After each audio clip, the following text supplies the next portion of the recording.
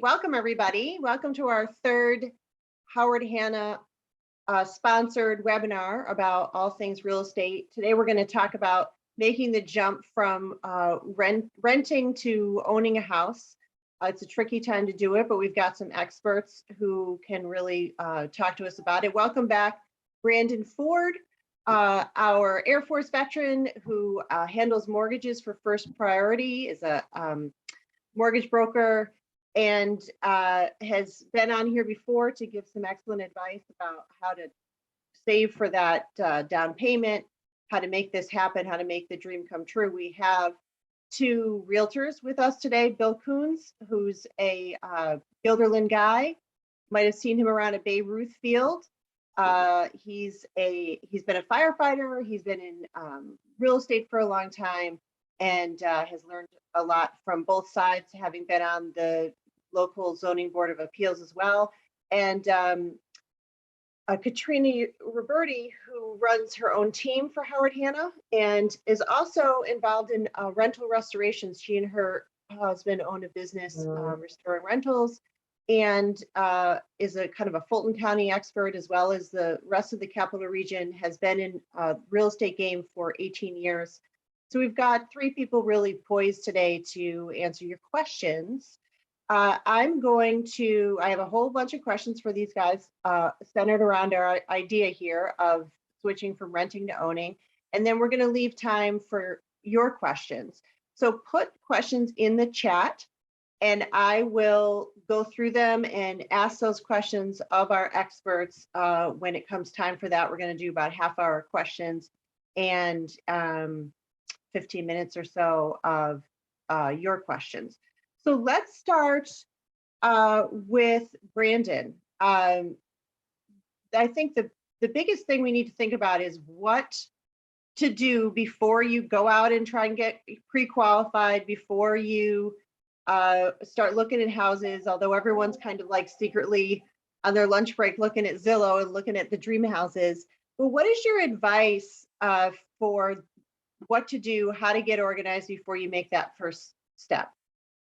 Right. So I would say, I think it's never too soon to talk to a loan officer or mortgage consultant.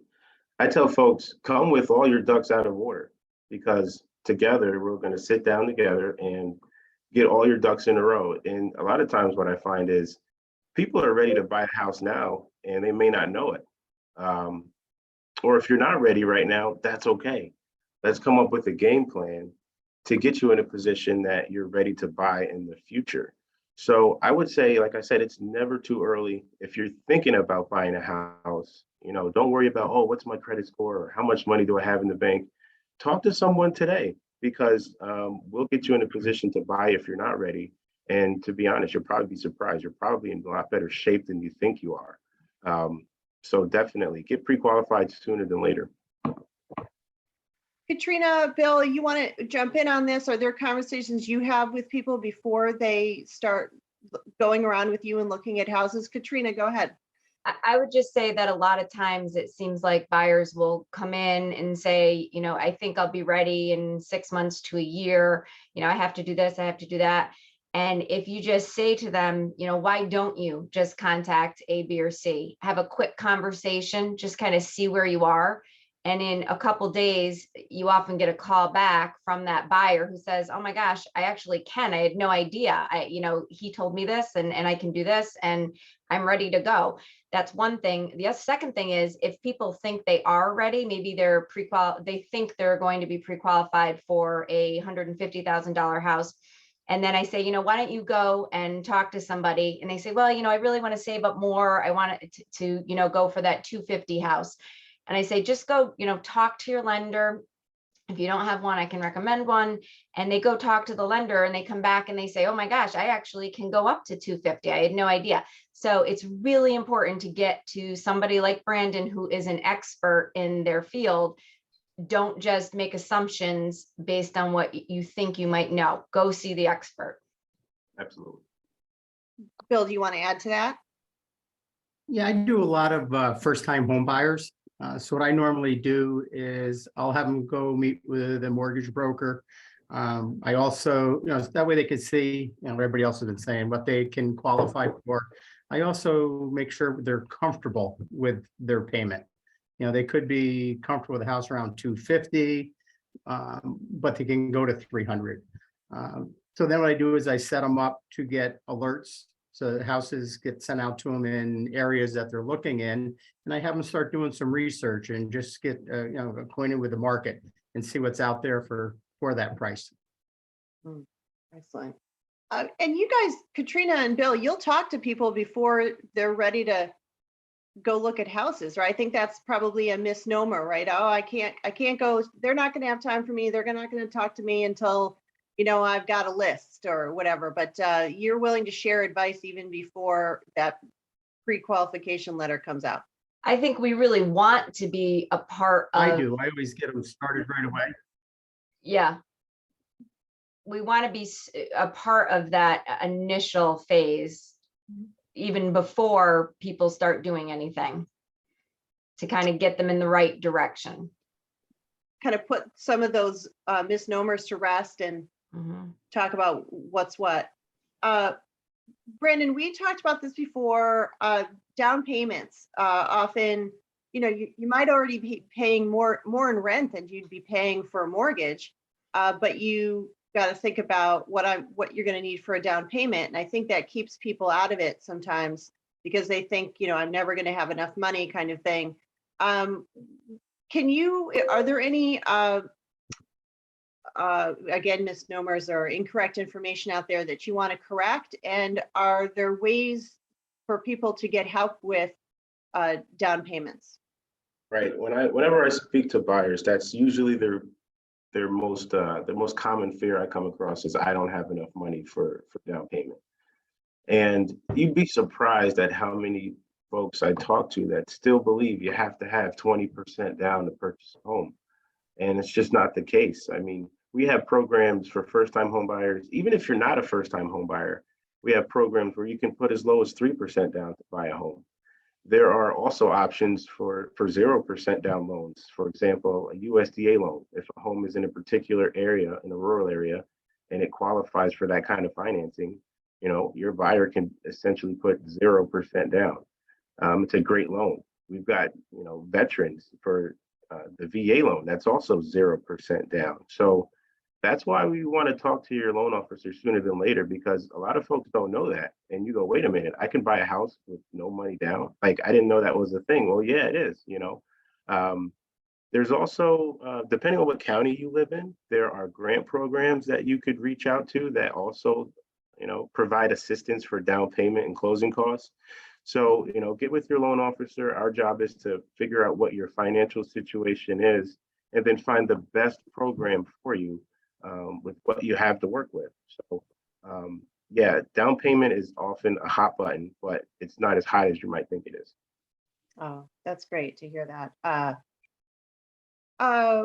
We have the phenomenon, I think, sometimes of buyers who get a little starry-eyed and want to look at things that are maybe a little out of reach or kind of max out that, what they can borrow, which maybe isn't the best idea to, take everything you could get, depending, I guess, on the situation and the interest rate. But Katrina and Bill, what kind of things do you say to your buyer clients to kind of keep them grounded and realistic about what the best kind of purchase for them will be? Bill, go ahead first on this one. I sit down with them and, I have them run expenses too, like heating and lighting costs, insurances, basic upkeep. I talk about putting some money aside for repairs down the road. So once you add all that up and, see where they're comfortable at. Yeah, Katrina? I think that something, when I was thinking about this question, it seems like sometimes buyers come in and they say, okay, I'm pre-qualified up to 300, but let's go look at a 350, $400,000 home. And I try to let them know that that's really probably just going to be a disappointment to them. but sometimes it's a good idea to show them that home. And it usually in the market we're in tends to end up selling pretty quickly. And when they kind of feel that pain of, oh my gosh, I shouldn't have looked at something I probably couldn't have had, they kind of go back and they're very quickly like, you know what, let's stay and let's even go a little below what I'm pre-qualified for in case there's a multiple offer. I can then bump up maybe 10, 20, 30 over asking so I can really obtain that house and not lose it. So sometimes you have to kind of feel through the process. Yeah, there's so much psychology involved in this job, right? Yeah, who knew? I didn't know that going in. There's a Hand lot. holding and counseling Yes. and shoulder and to I cry love on. it. I mean, I'm a people person, so that's really, what I love about it. And then also sometimes I'm like, oh my gosh, it's hard. It's an emotional, I mean, Yes. yeah, I mean, especially Bill, you had said you work with a lot of first-time home buyers. I mean, my husband and I were just a nervous wreck. I remember going to breakfast after our closing, and we had this stack of paperwork we had just signed, and we're kind of looking through it like, What is that? it's a big thing. Emotional roller coaster. It is, right? So here's another question I'm interested in part because I'm friends on Facebook with a home inspector who has got all the jokes. And one of them that I really appreciated over the summer when gas was really high is, the advice, like, don't make any major purchases before you're closing. And one of his jokes was, I'm telling people, don't get a full tank of gas before you're closing. So this is a guy who does inspections, and there was some talk over the summer when things were really tight, and I think they're still tight in many places. Inventory is low, where people were passing on inspections, which is tough. Like, for the uninitiated, what I mean by that is, if you were in a competition and it was a bidding situation and you were trying to get the upper hand and say, well, I will pass on the inspection, or, I won't require one, or whatever. So that makes me a little nervous. Katrina and Bill, speak to me about, making sure the product your client is buying is sound. Do you recommend anything beyond the inspection? I mean, what is your approach to people being sure that they're not going to end up in a mess? Bill, go ahead. One of the things that I'll never not recommend that they get an inspection. They probably should. One of the things that I do, because I do have a construction background also, is I go through the house with each one of my buyers, and I provide them with these flashlights, they're LEDs, and I show them what to look for. Possible foundation issues, moisture issues, mold. I have them look at different parts of the structure to see if there's any possible rot. And that leads them up into some questions they can ask the home inspector, because it is important that they get a home inspection and make sure they're getting a home that's sound and they're not going to be putting a lot of unforeseen dollars into. Right. Katrina, you want to add to that? Yep. So I think Bill and I, over the years, we've probably gone to 1,000 home inspections. I don't know. So you pick up on how the home inspector goes through the house, what they're looking for, what they point out.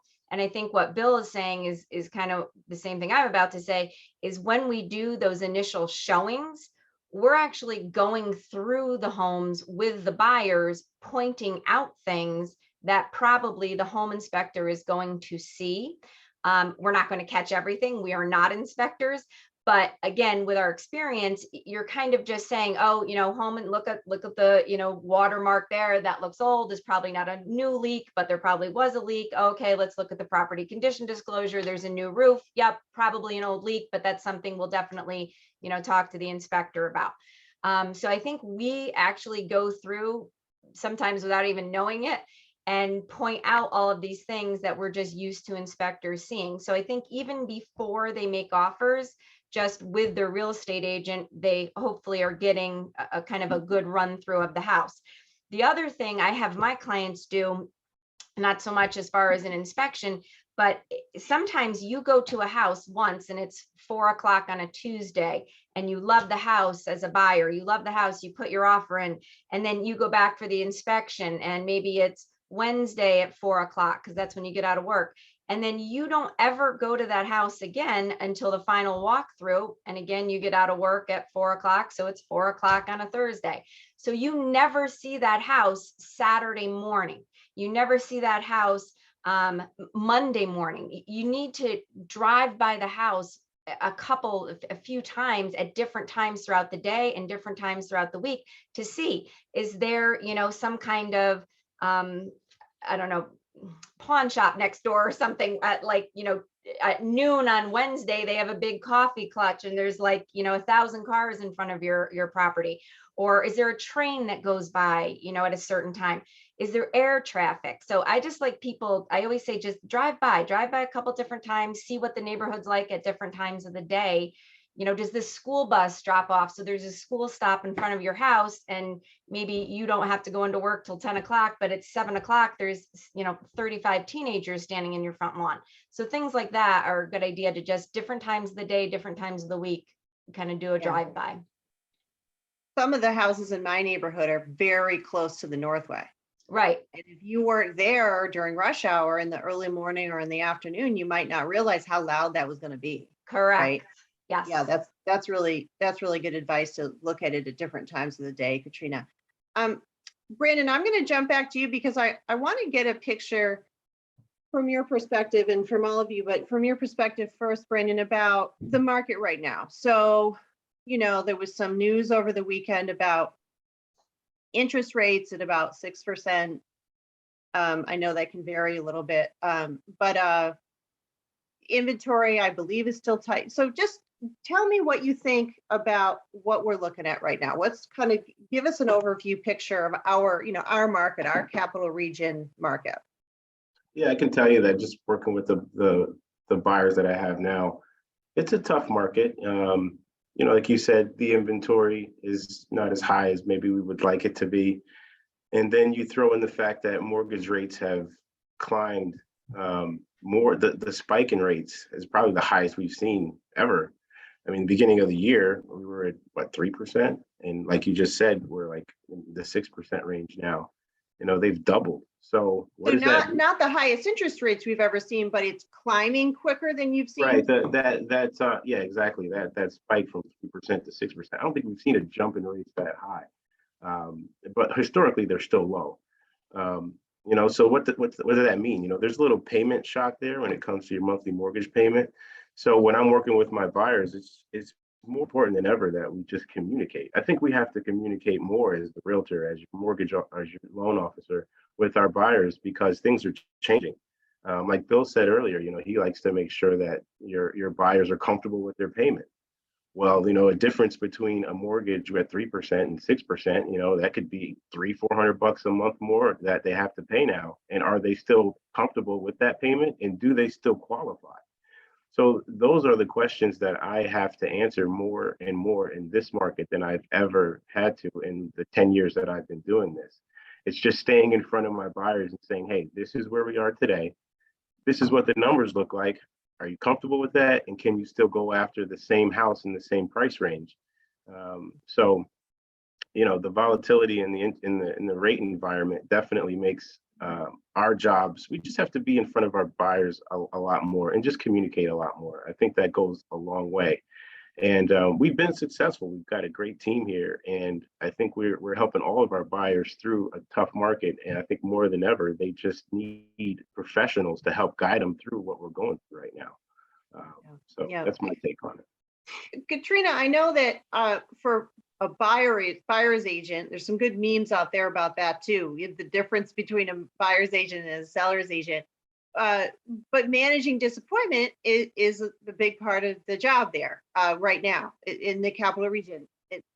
In terms of, I put in an offer, it wasn't accepted. What are you seeing now? Are we still seeing that type of situation? If you could kind of add your expertise to, in terms of what you're seeing. Are we still seeing multiple offers? Is that what you're saying? Yeah, just the general sense. Yep. Okay. So I would say a year, 2 years ago, right when the pandemic hit, there were 10, 15 offers on properties sometimes. Now, just speaking, just in my experience in the area that I serve in the last week, we've had offers with 2 or 3 or buyers who are in competition with 2 or 3 other buyers. So still multiple offers, but not extreme. And instead of buyers having to pay maybe 10, 15, 20 over, maybe it's only at full price or 5,000 under. Just over the weekend, we got 2 buyers into contract that were contingent, meaning they have to sell their current home to buy their new home. I haven't seen that in 2 years. In my experience, it's been crazy. So those sellers who wanted to sell to be able to buy just haven't really been able to. And so I'm starting to see that again. So in my opinion, in my business, it's kind of normal right now.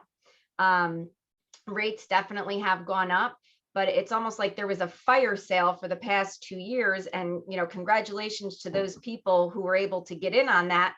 But now let's move forward, guys. This is normal. Like, this is the way it is. We're still under the national average historically for rates. So it is still a great time to buy. And now there's inventory out there. So you're not up against 10 other buyers. So, definitely go do it. And now some of my buyers are saying, well, if rates drop, then now I'm overpaying. Well, then refinance in a year if they drop. Done. Problem solved. Let's get out there and, get your house that you've been waiting for 2 years because you didn't want to get, beat out. If rates go up again, great. Now you save money. You're at a lower rate. Done deal. So it's all good in my opinion. Bill, are your buyer clients less distraught these days? Talk to me about what you're seeing. Well, what I've done with most of them now is I explain to them, the interest rates over the past 30, 40 years. They've been as high as 16, 18% back in the 80s when I was purchasing. And they've been as low as like 2 3/4 on a 30-year a couple years ago, up until actually recently. So an average interest rate being around 9%, 5.5 or 6 still isn't a bad rate. The market's still tight. The inventory is really low. I am seeing a lot fewer multiple offers on properties. And I even had a couple that were contingent offers accepted. So we're starting to see them come back. So I think right now the market is kind of just correcting itself a little bit and leveling off. And the interest rates are taking some of the buyers either out of the market or lowering their price point. But the ones who are able to withstand that increase in interest rates, they're in a much better position with less offers. And the corresponding thing that we haven't talked about here, but I think is putting pressure on renters, is the rent has gone up.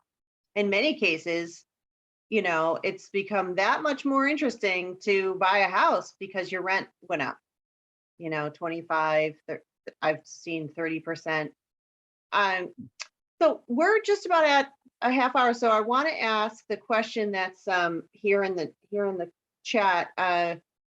Someone's asking, and I'm going to direct this at Brandon initially. If my rent is $2,000 per month, what price range am I in for a house? Assuming good credit and no down payment. I would say maybe 250 to 300,000. It really would depend on, the property. The taxes really make or break your monthly payment. If you're living in an area where taxes are high, well, guess what? Your monthly payment is going to be that much higher. But if you're paying $2,000 a month in rent, I would say you're already making a pretty good mortgage payment. You could qualify for, something substantial if you're already comfortable at that price point. But I would say anywhere maybe 250 to 300,000, depending on the taxes. Yeah. That's something I've never gotten used to in all the years of covering real estate in the capital region. You look at a house in Schenectady as opposed to a house in most of Saratoga County, and the tax is so wildly different. There's the whole whole thing differently there.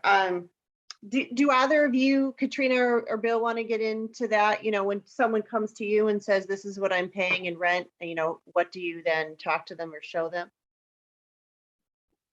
Go ahead, Bill. I just had my daughter purchase a home last year. She was renting, it was a newer complex. Her rent was up around $16.75. We sat down, we had a conversation on, you know, what she could buy, what was in her price range.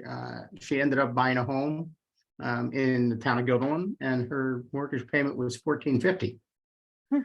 So I try to sit down with a lot of my first-time home buyers on that initial consultation and show them the difference in mortgage payment and what they're paying in rent. And, you know, down the road, they're building equity. Exactly. That's one of the, you hit the nail on the head. I wanted to add on what you just said. I mean, if you're paying $2,000 a month, you're never going to get that money back. Might as well take $2,000 and throw some gasoline on it, light a match and burn it up. Now, if you buy a home, you're building equity. You know, you can use that equity in the future. So pay yourself back and own. You know, if you rent, you're paying someone else. When you buy a home, you're now an investor. It's a forced savings account. And I think that is how most Americans build their wealth, is by buying a home. So every month you're taking some of that money and the bank is paying down the principal, and you're building equity. And so it's just a big savings account that you live in. It's just a great way to build your wealth. And it's kind of cute sometimes. Some of my renter clients will say, well, I don't want to pay taxes. I don't want to, I'm going to rent. I'm not going to pay taxes. I'm like, well, you are paying taxes. You're helping your landlord build his portfolio. So let's go buy something and build your own portfolio. So it's funny sometimes how people think about renting and like they're saving money because they're not going to pay any taxes. So a follow-up, Bill, that I think is a good follow-up. Your daughter's mortgage payment per month, does that include taxes? That included taxes, insurance, everything. So, you know, down the road, that house is gonna, another 20 years, appreciate in value. Plus she's paid down the mortgage, but she's gonna have substantial equity in the house. Yeah. We just realized that ourselves. We've been in our house, my family and I, for 10 years, bought in 2012. And we just took out a loan against the house, you know, home equity. We didn't refinance because we had a really good mortgage rate going in, but because it's 22 years old and it needed all new, you know, utilities in the basement. The AC went first, but it was like AC, furnace, and hot water heater. And I think we're going to look at probably a roof, you know, because it's got an asphalt shingle roof on it. And because our house had gone up in value so much, we really did. It was a smart move for us to do that. So that's the thing, that you're not having that conversation if you're still renting, you know. So let's see. I've got an announcement to make. We have remember the $500 gift card to Hewitt's. That's going to go to Laura Stedman.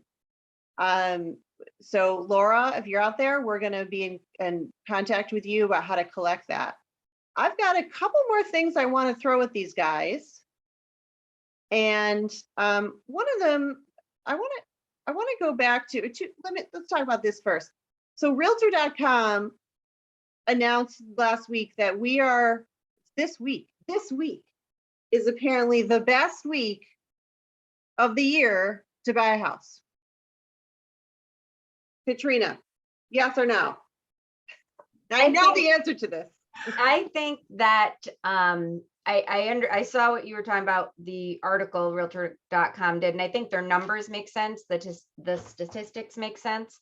I think it still goes back to the buyer's financial portfolio. And if that matches with this week, then absolutely get out there and buy. I feel like last week was crazy busy. So I don't know if maybe the week is off a little bit or what, but yeah, I think the numbers make sense that, there's more inventory and rates are still like kind of okay. So yeah, I think it goes back to financial situation for the buyer is the most important thing. But yes, it does seem like a good time to buy. Bill, your thoughts? Some of my busiest months are from October through January. I encourage my sellers to get their homes on the market on those months because the inventory is less. And then we always have a handful of buyers, so they're out there and they have more of a choice of the homes. Realtors have always told me over the years that the best time to buy a house is when you need to buy a house. Like when it all comes together for you. It doesn't really. So last question. When this goes back to what we talked about, Katrina, about being the counselor, being the therapist, being the all the psychology. And I have to tell this story. So when we were buying this house that we're in now, I had just had our second child, and he was a colicky baby, like he was an angry baby, and I never slept. And this woman, my husband and I saw the house separately. We never even saw it together because of work, or I was off on maternity leave. And I walked into the house and I handed her my baby, and she was like, her kids were older, and she just calmed him right down, and she held him. And I walked around and I looked at the house like having this like stress-free time, and I will never ever get over that. I thought that was such a wonderful thing. So the role that the realtor plays is so important, to just calm the nerves, to help you through, particularly those first home buyer anxieties, and because things go awry, something comes up in the inspection you weren't expecting. I mean, there's so many things that can go wrong. Katrina, how do you soothe those nerves, or what are some things that you say? I think that I am definitely a very emotional person, and sometimes I have a hard time not taking on all the emotions of my buyer.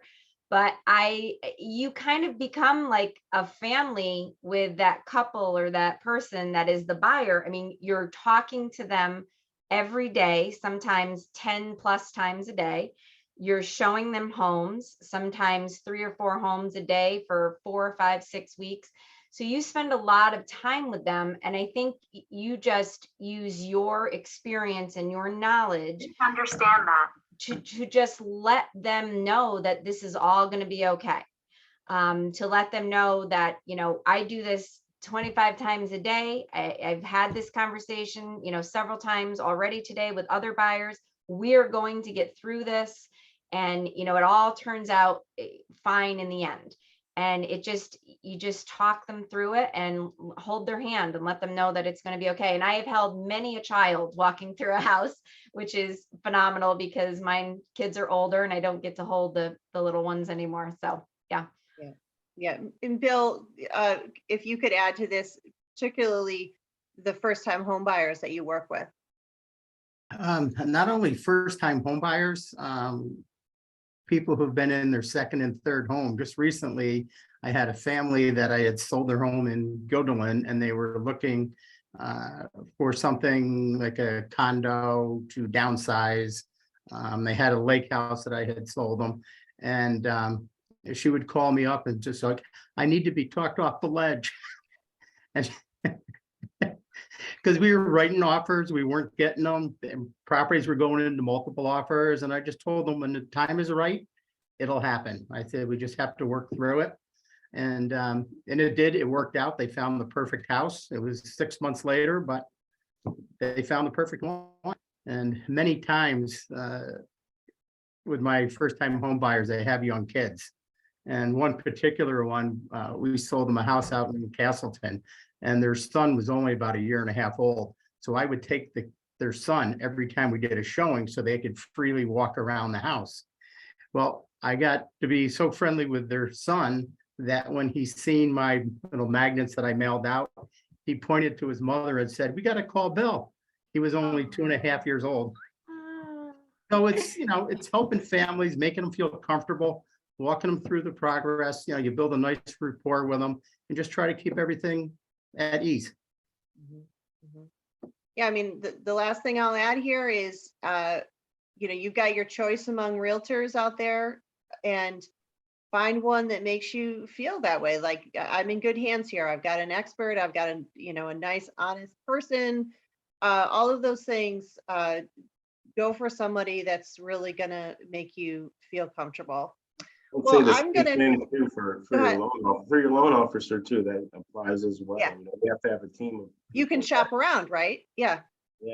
that are going to communicate with you, especially in this market. I always say that half the battle is knowing when it comes to home ownership.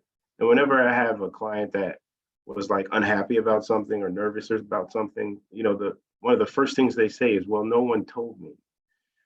So if you set the proper expectation up front and say, "This is what you're going to get into if something happens, this is what we're going to do about it."